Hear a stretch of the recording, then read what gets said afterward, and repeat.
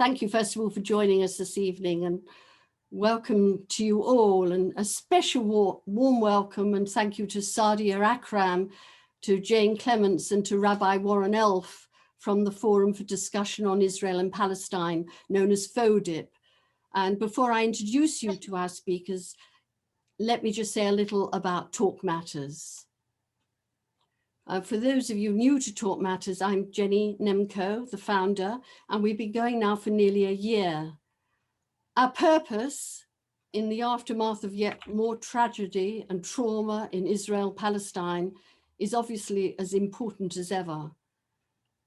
We support the inspirational people working to build trust in an area with very little trust.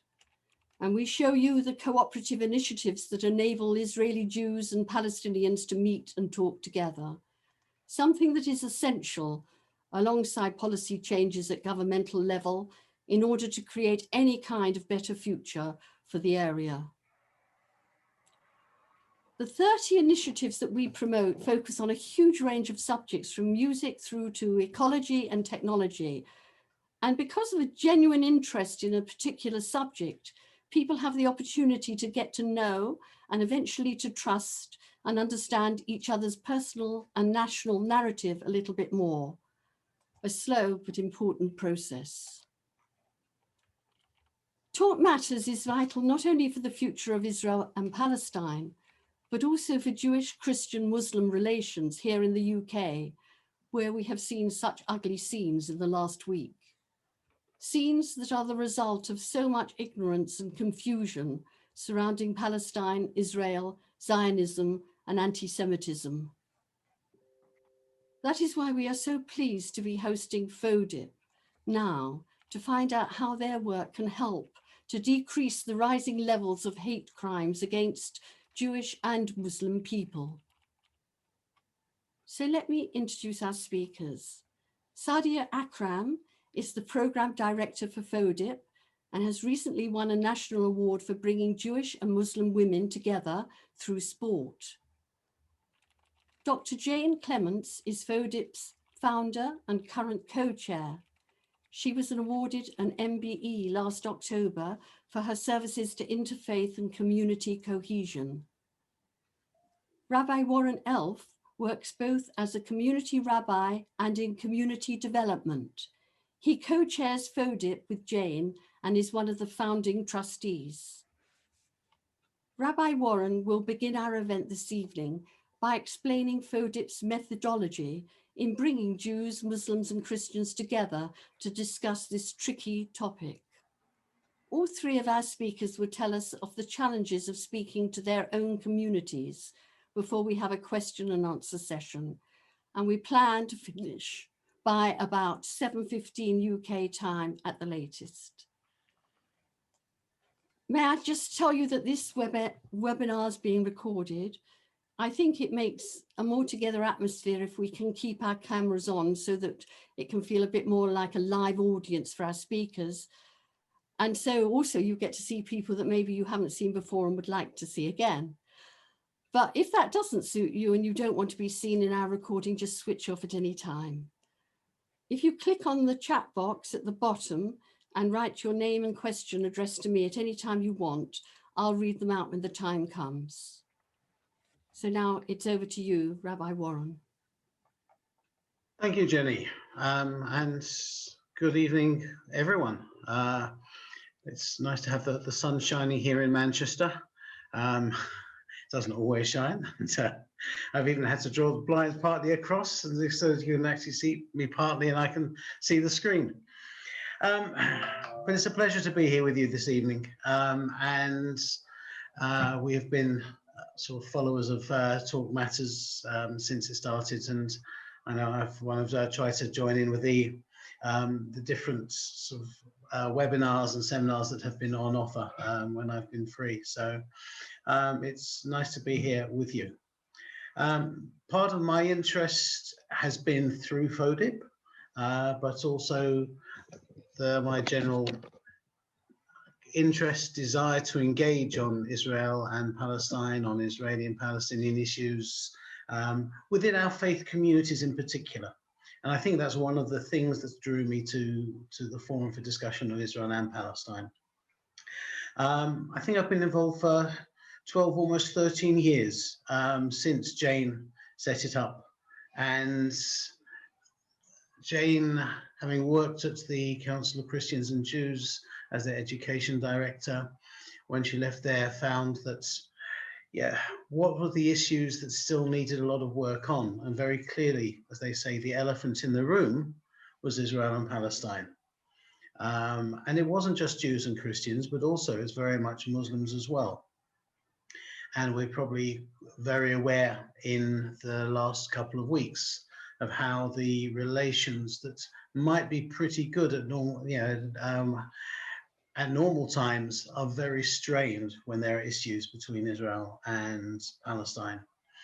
So Jane set up the Forum for Discussion of Israel and Palestine and evolved a hear-to-hear method to encourage people to actually listen, to try to learn, to try to understand. And I think one of the key things that FODIP will explore, will portray, will encourage people to realize is just how complex, how complicated the whole situation is. It's not them against them. It's far more complicated than that. There are, we talk about having two Jews, three opinions. Throw Israelis, Palestinians, Jews, Christians, and Muslims into the mix, and God knows how many thousands of opinions and different perspectives you're going to have within that. And that's very much the area that FODIP operates within. So a lot of the desire and the initial work was looking at conflict resolution. And Jane had set up a variety of initiatives working with young people in particular. I got involved with the very first study tour that FODIP ran, well, Jane ran, that FODIP ran. And I suppose I haven't looked back since, really. So if Jane said to a couple of us when we came back, would we be willing to be trustees of FODIP? And I forgot to say no. Mm-hmm. And I'm sort of still involved, as you can see. But it is something I'm quite passionate about. The study tours that we've done, and we've only run 4 so far in the 13 years. 1 or 2 that were being planned had to be postponed for similar reasons to what's happened recently. And when there are issues going on in the area, sometimes people might be lethargic to commit to going on the study tour. One of the other things I think we found in the study tours is quite often we will have Christians and Muslims keen to go on the study tour, but not so many Jews. Partly because I think Jews think, well, we can go to Israel whenever we want to. But actually the balance, having enough Jews, Christians and Muslims together on a study tour enhances the whole experience. As we see the holy sites, we go to different places, we meet Israelis and Palestinians, all with a whole different perspective and different views around about what's going on in their worlds and so many of the issues. So the study tours, I think, have been a really important element of what FODIP's about. It's only going to reach a few people each time. I don't think the study tour could take more than about 20 on board, but all of us that have been on the study tours feel that they have been incredibly powerful experiences and an important part of FODIP's work. But a lot of our other stuff has revolved around engaging with the issues and conflict resolution. We've run various workshops and trainings, workshops and seminars, in particular 2 very successful programs we call Tough Options. Tough Options and Tough Options 2, where we worked with groups of young people in different places, hopefully enough, a good mixture of Christian and Muslim and Jewish young people together, listening and learning about the issues, exploring how to look at stories and look at reality from different perspectives. creative exercises within that, and a whole range of other techniques to help them explore. And we were lucky for those to actually get some funding from the government, was DCLG at the time, the Department of Communities and Local Governments, to run those two programs.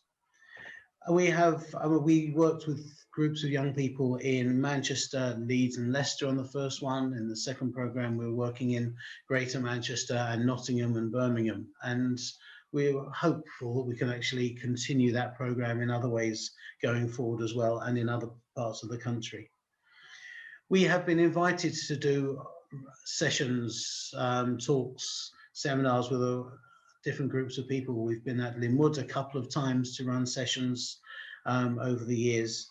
And yeah, those are quite, for those who don't know Linwood, it is a Jewish educational and cultural gathering and happening. Last year was online, but normally sort of people sort of gather for a 5-day period for learning and sharing and culture and music, all sorts of things. With the lockdown, we weren't sure exactly where we were going, but with technology as it is, we started arranging a series of seminars and workshops involved in, and we're able to invite people from the region to take part. It's a lot cheaper bringing them to a seminar online than it would have been to fly them over from Israel or Palestine and sort of involve them in a session. And we had a sort of judge from a Sharia court sort of doing a session with us. We've had people from a variety of other organizations we've worked with in the region doing sort of different seminars and sessions for us. A whole series of workshops. We've used experts from Chatham House as well, and we've used some of them in our training with the young people and training facilitators for our other programs as well over the years as time's gone on. We try to make sure that there is an Israel and Palestine focus, and also the elements of the three faiths of Christianity, Islam and Judaism within each of our activities, so that it's, you know, the mix is in there. And people are encouraged to listen and to try to understand and to realize what's going on for other people as well. And we see that as a very important aspect of our work. Most recently, we've had a range of listening events that we have organized or been asked to help in certain areas. And we've organized listening events. We had a general one for sort of for some of our followers, but also been involved in things with other groups around the country. In Birmingham last week, there are other groups that have been inviting us.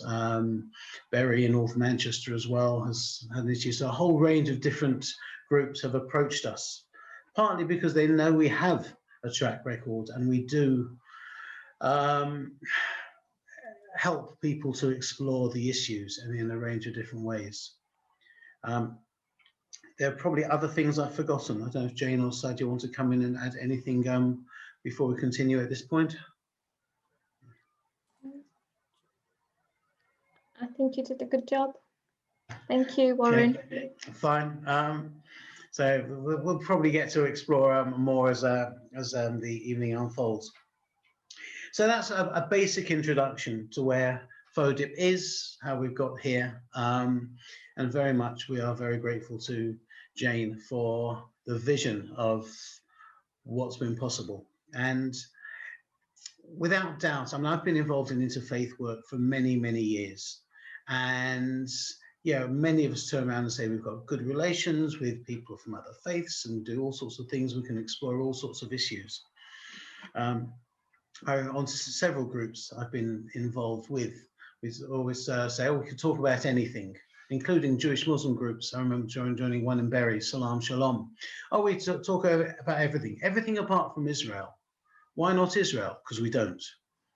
And they're not prepared to engage and work on that. And that's something that FODIP, I think, very much picks up the reins and says, you know, this is something we can deal with. We can help people explore it together in a positive way. I'm obviously coming from a Jewish perspective. I'm a rabbi with 2 Reform synagogues, and I have been involved with Jewish communal matters for probably more years than I care to remember. Israel and Palestine and the whole situation is, on one level, something that is automatically there for the Jewish community, as you're obviously aware. And there are times it's very difficult to actually deal with what's going on. There are some people, there are some communities and some groups that are very staunchly pro-Israel. They are Zionist without fault, without question. Israel is important, Israel is there, Israel is right. Criticism of Israel is wrong.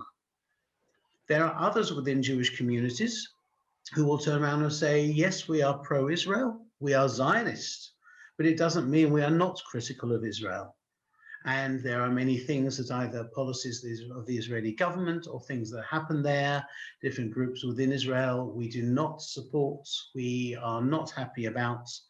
And there are times that those 2 groups, the ones who staunchly support and those that support but criticize it, they don't get on necessarily. And there are others still who would even turn around and say they are actually anti-Zionists. They're anti what Israel is doing. Or they have too many questions with what's and problems and issues with what's going on in Israel to be supportive of the venture, of the country, of anything to do with it. There are many Jewish communities that are trying to hold all those opinions together. Mark, who's on, was with me in an event a couple of weekends ago. Maybe it was only 1 weekend ago, where we a group of rabbis felt that actually our communities needed to be able to explore some of their feelings and thoughts. And it was important to actually arrange an event where people were able to listen to each other and hear each other. And we used a bit of study to explore that and then encourage people to talk about what they were thinking and feeling and the issues and the problems they had. And there are many Jews that have issues and problems with it, and many Jews who feel they can't talk to other Jews about it as well. So if we then turn from that and try to talk to other people about it who aren't Jewish, we have even more problems and even more issues. And that is why I think sometimes it's useful to have an organization from outside coming in to help us deal with it, like FODIP. I'm sure I've probably spread more than I should in time-wise in terms of the Jewish community, and I've probably only scratched the surface. So I'll hand over at this point, and we can take more later. Thank you, Warren. That was really insightful, and it actually helped me reflect a little bit as well. Not only on the work of FODIP, but how important and valuable it is, but also how, I guess, some of the issues that you might find within the community, within your own community, Jewish community, sometimes for Muslims, that's the case as well. So I'm Sadia, as Jenny said before. I've been working with FODIP for a number of years and in different roles and different capacities, but at the moment I'm the programme director. So working alongside Jane and Warren, really, who have supported me through this work to deliver work around dialogue. And I think this is really important. It is about dialogue. It's not about debate, it's about discussion. And that's what we want to enable people to do. And I guess that's one of the first things that I would say is a barrier for us Muslim, for the Muslim community, especially for young people who are felt, in my opinion and in my experience, has been that they have felt that there's resistance, not necessarily from their own communities, but a general resistance from everywhere else, that they aren't able to talk about Palestine freely without being labelled as extremist or terrorist or far right, you know, kind of all those kind of labels that are on them. So actually, they then use the mechanisms or the channels that they have to have those conversations. And now in the world of social media, that's unhelpful because they're not really understanding necessarily the dynamics and the nuances within the conflict. And a lot of young Muslims also, their connection with the land is from a religious point of view. A lot of the Muslims may not be Palestinian or Arab, but are Muslims. So, you know, their connection is through the land, and understanding that through the Quran and through the night journey of the Prophet, peace be upon him. So for them, it's a faraway land. Actually, they can't access. So unlike their Jewish brothers and sisters who are able to visit Israel as they wish, for a lot of those young, especially younger Muslim people, they're unable to do that quite freely and openly as others are. And I guess that in itself, the perception and the stereotypes that are associated with that, but not only stereotypes and perceptions, their experiences related to that also has a big impact on discussing these and their perception of those discussions. So they aren't necessarily open to understanding or even listening to any other perceptions, because they will go off. Actually, I tried to visit Israel, Palestine. I went and I was questioned at the airport. I was interrogated. I was strip searched. I wasn't allowed in, and lots of other reasons. So that in itself, that first kind of stepping stone, I guess, you know, to dialogue, kind of, it is a struggle in itself. And again, you know, we work with the title of Israel and Palestine. So we have Israel and Palestine in there for a reason. You know, some people will say there's no Israel and some people will say there's no Palestine. So we, you know, purposefully have had that in the title. And again, you know, for some Muslims, I'm seen as a traitor who's working for an organization which has Israel in it, and then not understanding who is pushing this agenda, where are you getting the money from, who's paying for this, you know, which narrative are you bringing to us? Are you pushing the Israeli narrative? Are you trying for our young people to not only understand the other narratives, but kind of become a pro-Israeli? So thinking that there's a wanting of shift positions here. I think the other main barrier I would say is terminology and language. And if you aren't, one, given the space to able to have that dialogue or discussion, then their terminology and language suffers as well. And then that inhibits good dialogue when they feel that actually every time they open their mouth, and mistakenly and unintentionally, whatever they say is anti-Semitic, or not understanding what anti-Zionism means or Zionism means, and they're not able to have that open discussion, informed discussion with people. Now recently, you know, I've had lots of WhatsApp messages to say that the schools are not allowing open dialogue on issues around Palestine and Israel because they're saying it's too political. Now, if we're at schools stopping these kind of conversations, then we are telling people that actually it is the elephant in the room and we can't discuss it. And actually it is going to cause more issues within our communities. And I also think just generally, I mean, Warren, you talked about having a session with some of your peers around what's been happening recently. A lot of imams or a lot of people who might want to do that in a mosque will be really afraid of, if that took place, and maybe someone said something that was inappropriate and was anti-Semitic but wasn't intentional, then that would be something that they would be scarred with and tarred with, you know, and it has happened.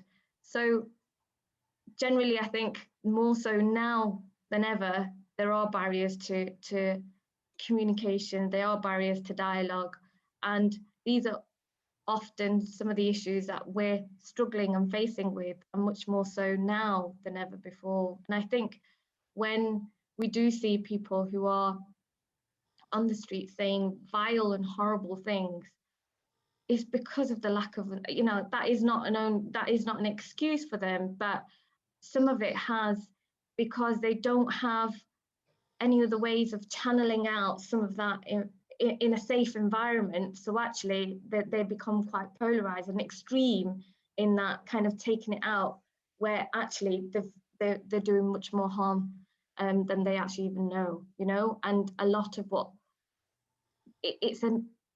there's a lack of understanding and lack of education within our community of the real nuances and issues of the situation in Palestine. And when I've spoken to young people who've been involved, who are not Palestinian, who may not even be Arab, but are Muslim and want to be involved in this, in the conversation of Palestine, they're quite eager to get involved because they feel that they have no other opportunity anywhere else, not only to talk about Palestine in a safe environment, but also not to have the opportunity to speak to somebody who's got of a different narrative, of a different perspective.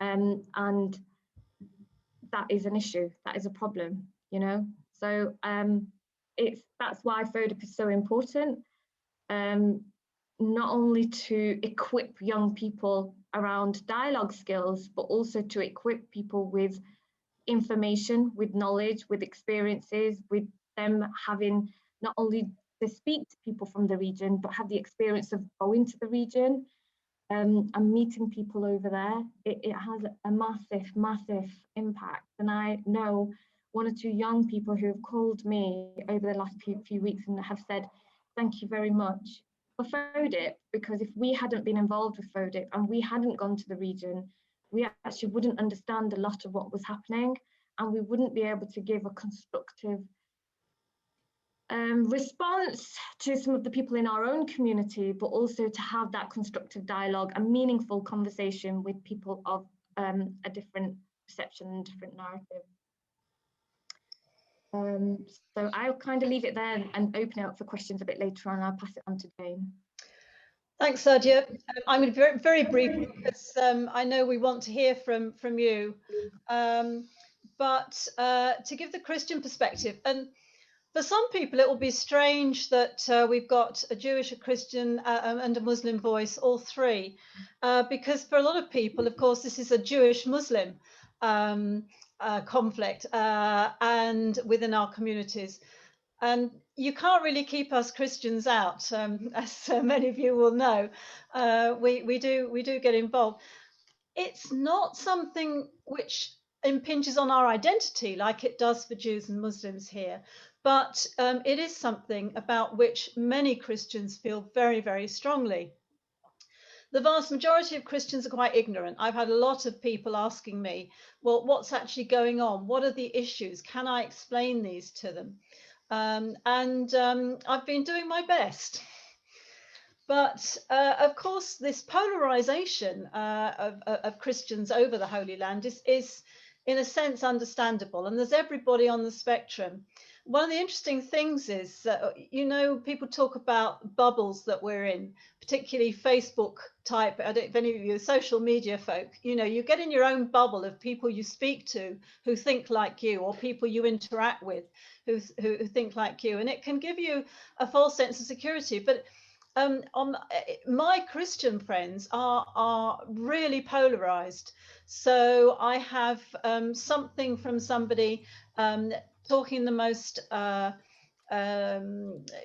vitriolic terms about the state of Israel on the one hand, and then I'll have something else. For example, one of my sister-in-law put something on Facebook today, which was a whole little film that came from America, that's not unusual, saying why Christians must support Israel and how wonderful Israel was. So I get all these perspectives, and a lot of them I can't comment on. I can't comment on them in either affirming or condemning. Sometimes I can put factual things in, but if I comment, that immediately means that as somebody related to FODIP, I I put my mouth where I shouldn't. I need to facilitate and enable other people to try and have their say. And one of the things we do to do this is use the skills of dialogue, which are very common to all of us. So we start off by getting dialogue partners, and we say, look at yourself first. Where do I get my ideas? What are my influences? How do I feel what I feel? What do I know? And then we listen to our dialogue partner saying the same thing. And then we can begin to see each other as humans and say, well, okay, so where do we go from here? But it's tough. It's really tough. And I've been in dialogue situations over the last week where people have been very keen to say something, and their language has fallen over into very difficult things that I can hear that are factually incorrect. And I've seen people, you know, on Zoom going, oh no, what am I supposed to say to this? It's difficult. But of course, as Christians, we can't get away from the Holy Land, in a sense, because it's our liturgy. I mean, yesterday we were in Jerusalem, and it's a wonderful opportunity to think about what is Jerusalem today. And Jerusalem was the flashpoint for the birth of the church. Yesterday was our birthday, Pentecost, and yet it was the flashpoint for much of what's been going on in the last few weeks. So there's a lot to really consider there. And before I just hand over to Jenny for Q&A, I would just like to say, if any of you are aware of any incidents, and we've heard a lot of the work we've been doing over the last few weeks, incidents that have been difficult, things that might have been said in school, or things that you might have been involved in, or worse, if you were actually the target of somebody saying something or you hearing something, we'd like to know about it, because we want to be able to put out at when some of this has sort of got into a state where we can look back at it. We want to be able to say, look, this is what happens, and how do we deal with these things? So please let us have your stories. Jenny? Thank you. Sorry to have taken so long. We'll pass back to you. Thank you so much. Thank you, all three of you. I'd like anyone who wants to ask a question just to write it in the chat box and with your name, and I'll read it out for you. But I do have one question that I would like to ask to start with, and that is why you think that anti-Semitism gets so muddled up with Zionism. Jane, were you saying that you would answer that? Oh, could you unmute yourself? Thank you. I'm trying to unmute myself. Yeah, sorry. Okay, it says the host is not allowing parts to, okay, sorry, right, thank you. Yes, the reason is that it's very difficult to explain to non-Jews why Israel is such a, why there's such a visceral response, if you like, from so many Jews to Israel, because it's so fragile, it's so precious, there's an existential threat. And of course, people from the Jewish community will visit Israel regularly, probably from childhood. They may have relatives, certainly friends. And so this is difficult for those of us who aren't Jewish to untangle how, even if people are critical of the government and what the government's doing, there's still a sense that Israel is somewhere, it's a safe haven, it's somewhere special. And I think it's part of what we do in our education work. But I think that's one reason why people find it difficult to understand. Would anybody else like to comment on that? Why there is in so many people's minds that complete muddle between Zionism and anti-Semitism? Are there any other people who'd like to talk about that? Okay. And I'll say, someone else wants to come in there. No, please do. It was only me, but you can go first. Go on, after you, Sadia.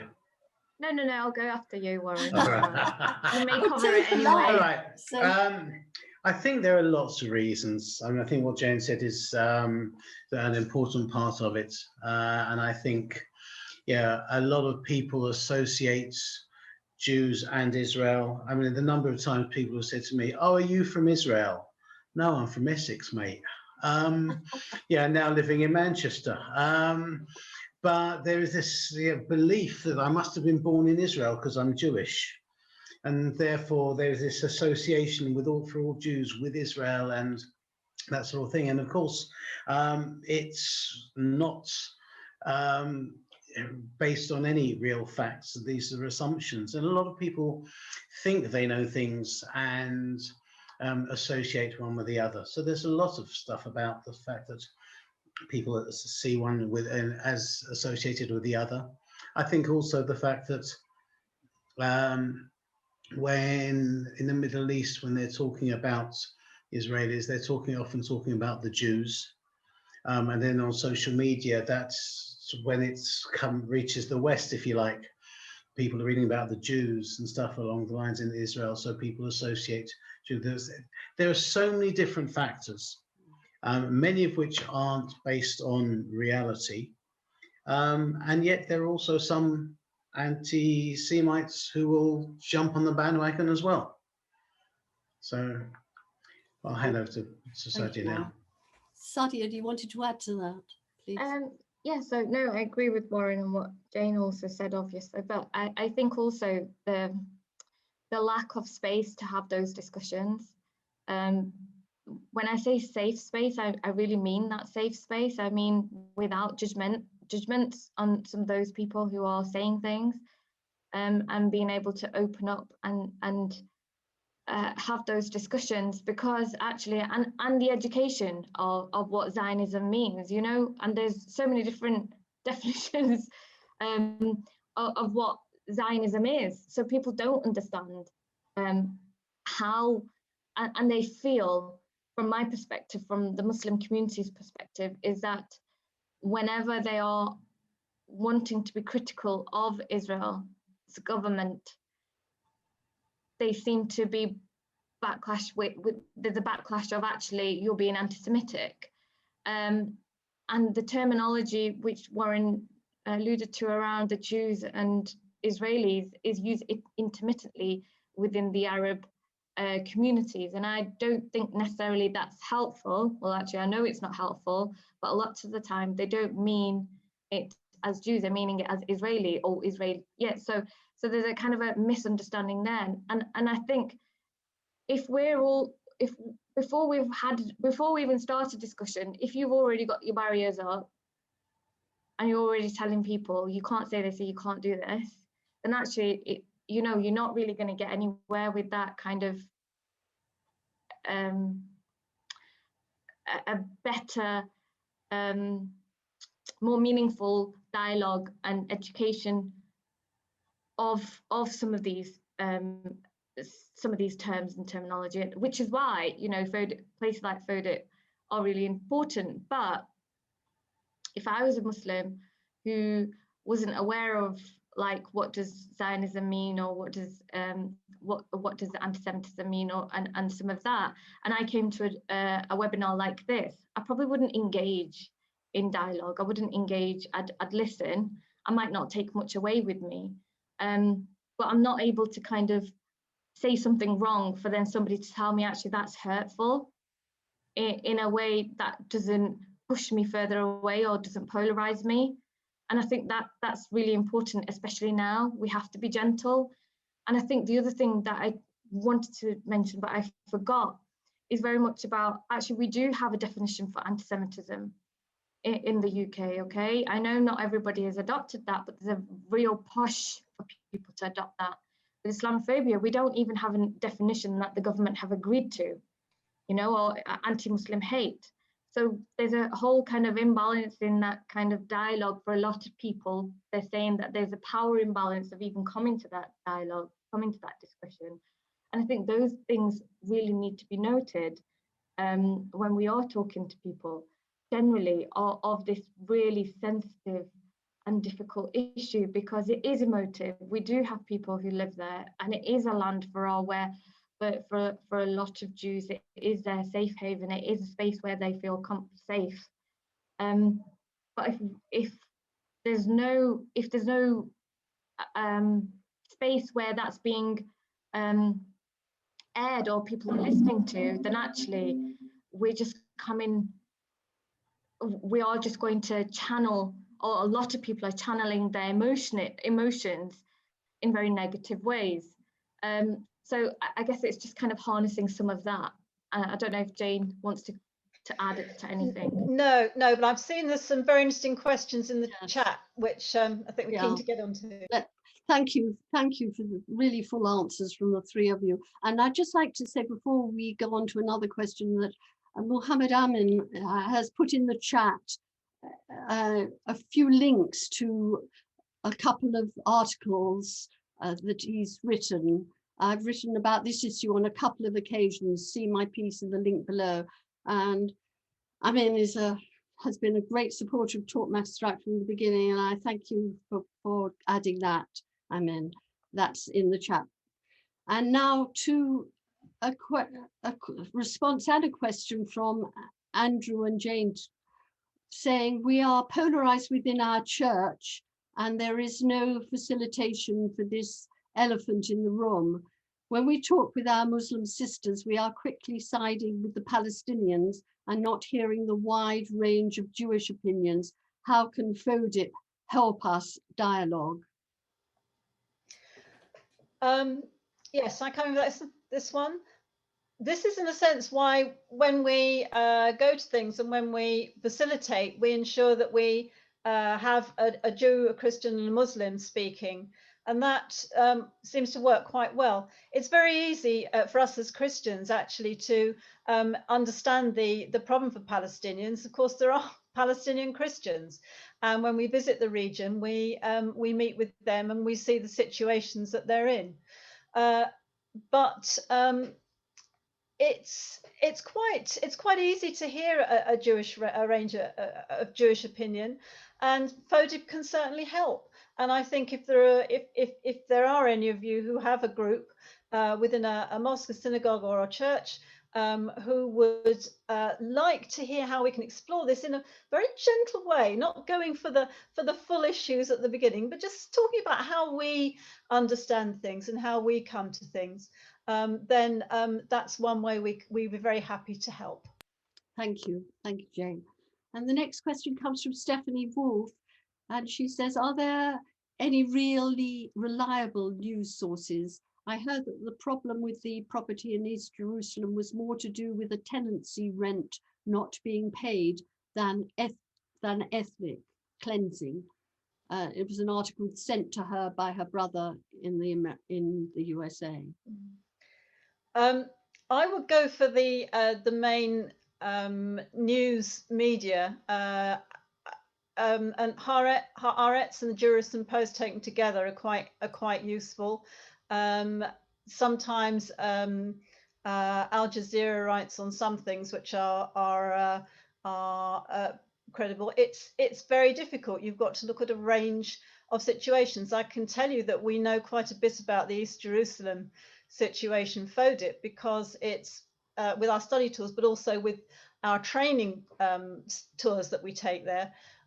We always go to East Jerusalem, so we do know quite a bit about it. I wouldn't say that the article that you've been sent, I wouldn't say that it contains the whole story at all. So it's a range of different opinions that you need to look at and trust the more established newspaper sources rather than just something that somebody's brought up out of the ether. Thank you. Yeah, and I'll just re-emphasize that to a certain extent, because a member of one of my synagogues sent to me a fact sheet about Sheikh Jarrah, and part of it is factual for part of the situation, but it's not factual about all of it, and they're not related. And yes, rent is part of an issue in some cases, but there are many other factors around as well. And you only really find that out by meeting the people and talking with the people and hearing the real human stories. And that's, I think, one of the things we do try to do, listen to the real human stories. And because we try to make it about humanity, I think that's one of the strengths. And yeah, I'm not sure there is one reliable news source. I pick and choose. I unsubscribed from one I'm forgetting last week. I got fed up of it, and so try to get a balance. But it's difficult. It is difficult. Exactly what do you listen to? But clearly, certainly don't go for any one source of information, and try to get a range from all sides. And it might be strange for Drew to be saying it, but the Al Jazeera English channel sometimes actually has some very good coverage on the whole situation, even in times of tension, or maybe especially in times of tension. I do sort of find that they have fuller coverage, and it's often quite balanced. Thank you, Warren. And there's a question from Aviva. She may need to amplify it a little bit more, but I think you're saying, what can the Jewish community do more to help FODIP in your communities? Aviva, do you want to explain that question a little bit more, if you can unmute yourself? Oh, she disappeared for her supper. She's not there. Aviva, you're not there? Okay, so perhaps we should go on to another question. Okay, from Faye Sandler, how do we deal with when on Sky News on Friday, they interviewed one of the Israeli settlers who was very dismissive of the rights of the Palestinians and was justifying taking over homes inhabited by Palestinians? The attacks on the mosque, a further issue when wanting a dialogue. And then there's quite a long, I think that's more than one question there. So perhaps we'll take the first part. How do we deal when on Sky News on Friday, they interviewed one of the Israeli settlers who was very dismissive of the rights of the Palestinians and was justifying taking over homes inhabited by Palestinians? Wow.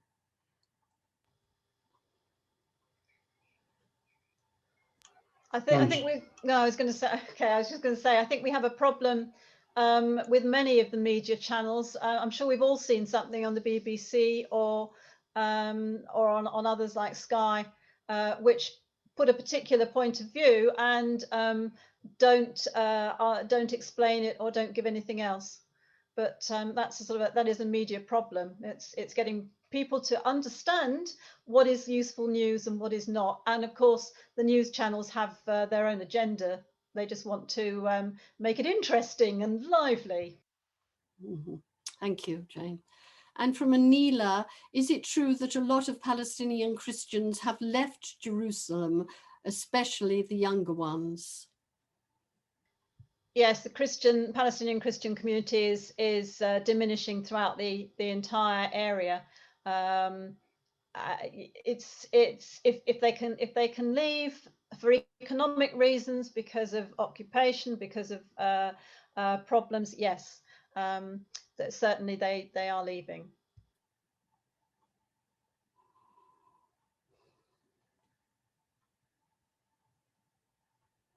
It's a whole load of stuff about. Sky also interviewed Ismail Patel of Leicester with similarly one-sided view from the opposite view. Okay, well, that's just a response to Ismail Patel. Okay. I think one of the aspects is a lot of people interviewed are going to be giving very one-sided views. And that's part and parcel of it. I constantly hear people criticizing the BBC coverage. I hear Jews saying they're too pro-Palestinian. I hear Muslims saying they're too pro-Israel, which suggests that somewhere along the line they're getting the balance roughly right, perhaps occasionally. But it's very difficult to portray a full picture.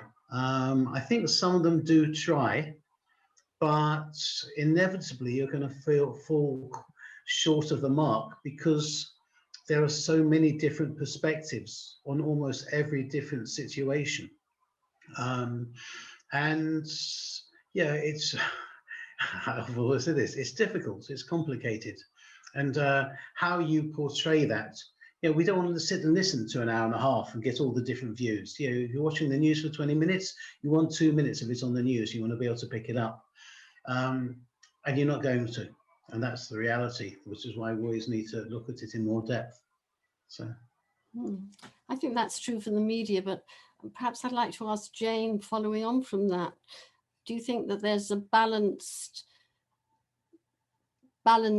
perspective on Palestinian Israeli issues within the leaders of the Anglican Church? I think on the whole they try to be.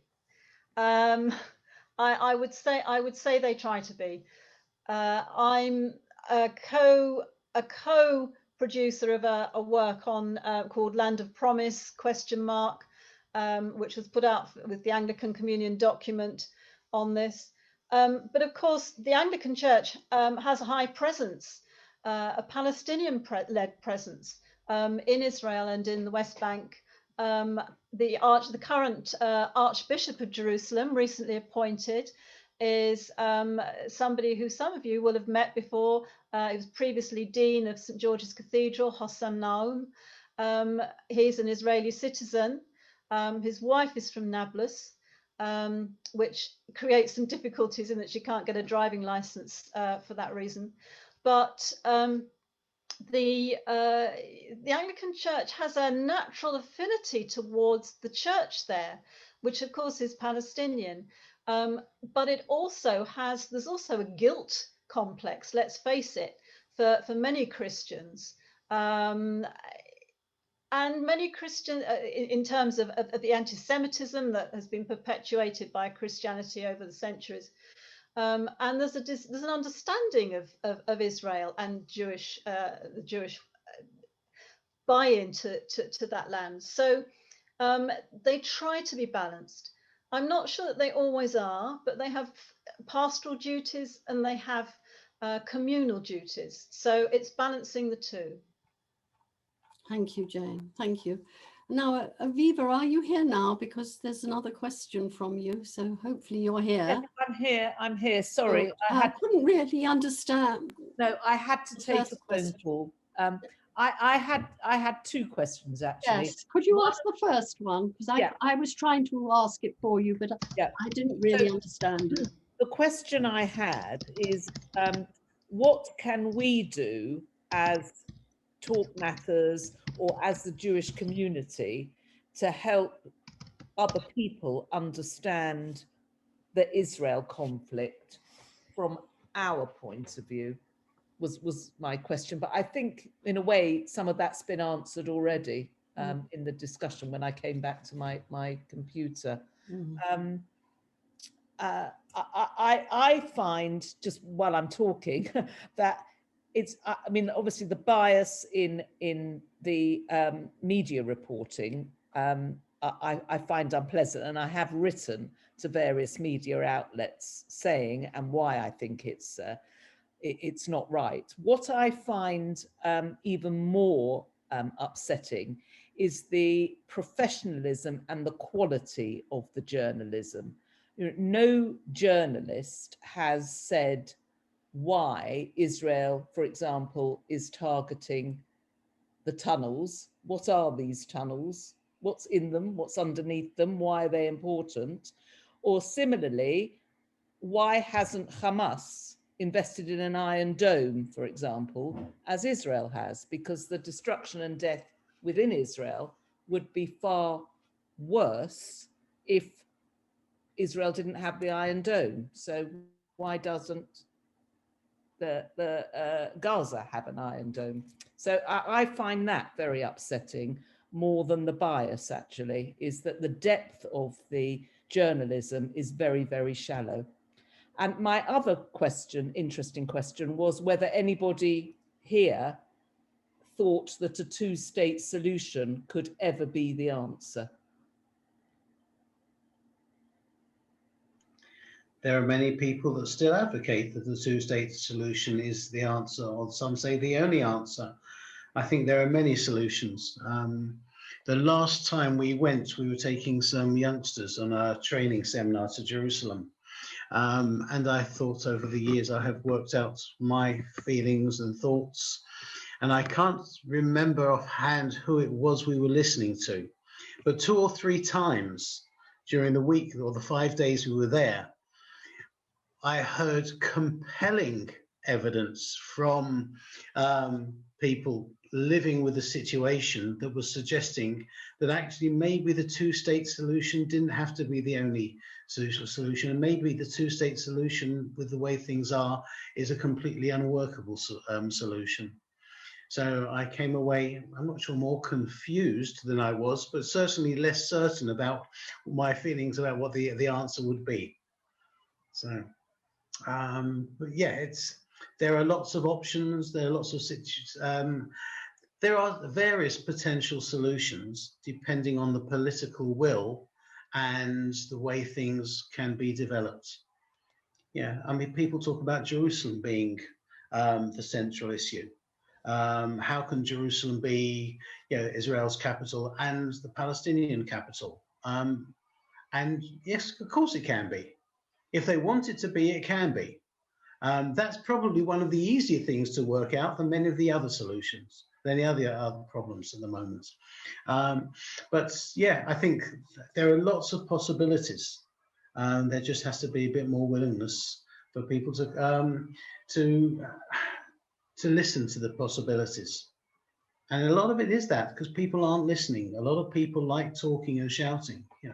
It's a Middle East way of life to shout and to raise your voice, and that doesn't always help. But thankfully, there are a lot of people trying to change that over there, and it's a privilege to be able to meet them and work with them at times, and then to share that back here as well. Okay, thank you. We have a comment here from Jane Grayston. There's a picture circulating of 4 maps of Israel-Palestine, in which the map of the West Bank has a shrinking amount of land, demonstrating that a two-state solution is no longer an option. Is there therefore a better, well, perhaps you've already covered that, more creative solution that is more about equal citizen rights so both can live alongside each other?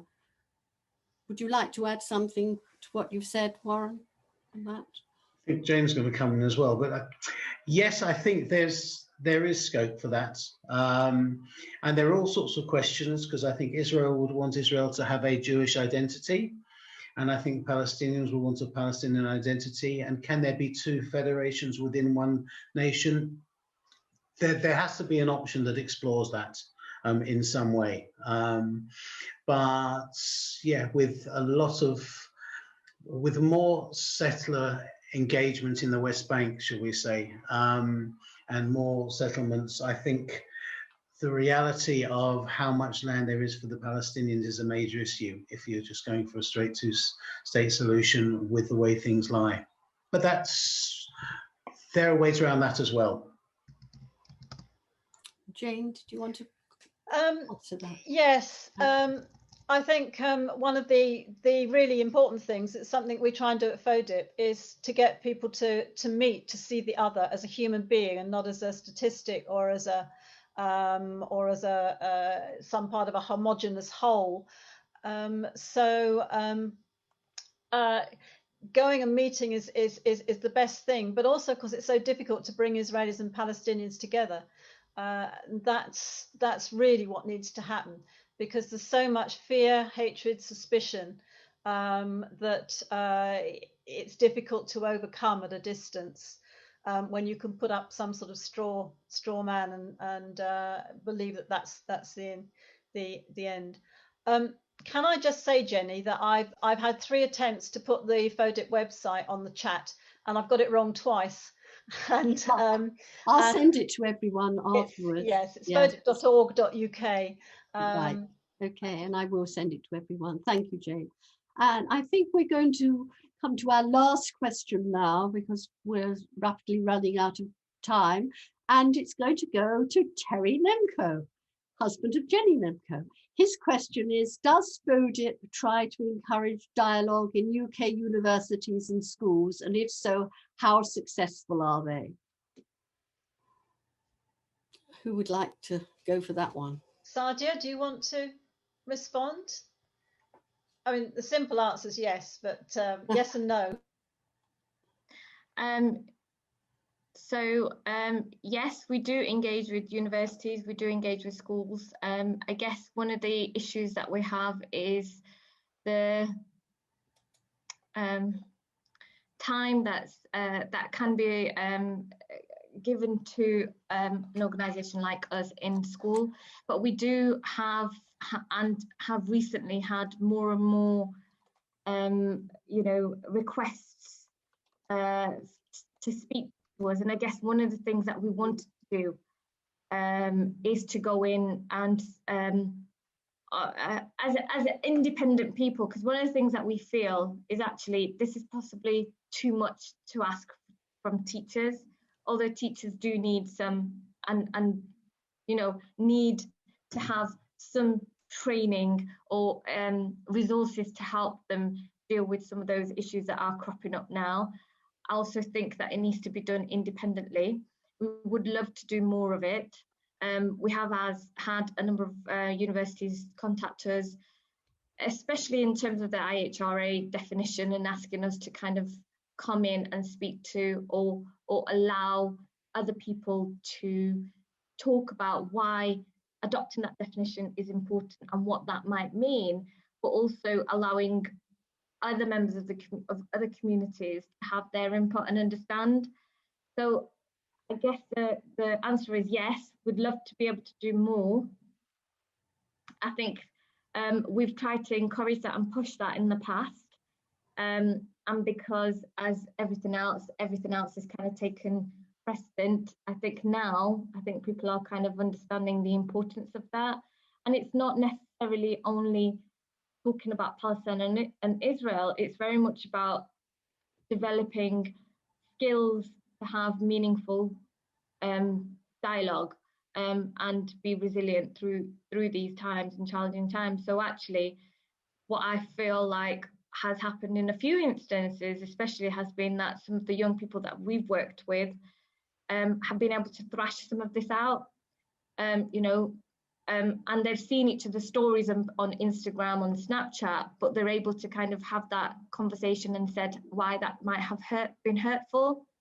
And I think, in the past that might have led to lots of other things. So we have to enable people, give them the space, but enable and give them the tools to have those critical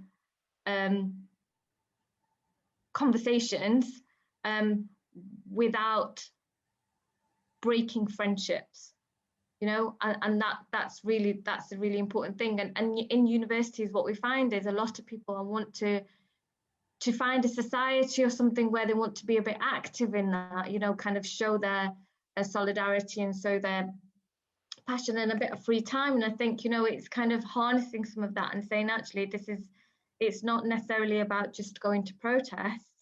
And protesting, you have to understand what the real issues are when you're protesting, and not just go with the trend, and go with where the energy is, but being able to find other ways of channeling some of that energy that they have. I don't know if I answered the question. Lovely. Thank you so much, Sadia. And thank you to you all for speaking so inspiringly and for answering our questions in so direct a manner. So I think there's certainly a message here for us all. We do have a responsibility to talk about what we heard tonight, a responsibility not to be silent, even if we don't agree with everything, and a responsibility to go out of our way to get to know a neighbour from a different background to ourselves, probably starting from that. And also a responsibility to support initiatives that encourage more Israelis and Palestinians to talk and know each other. And of course, when you start to talk and get to know somebody, they can't be your enemy anymore. So thank you, Rabbi Warren, Jane and Sadia.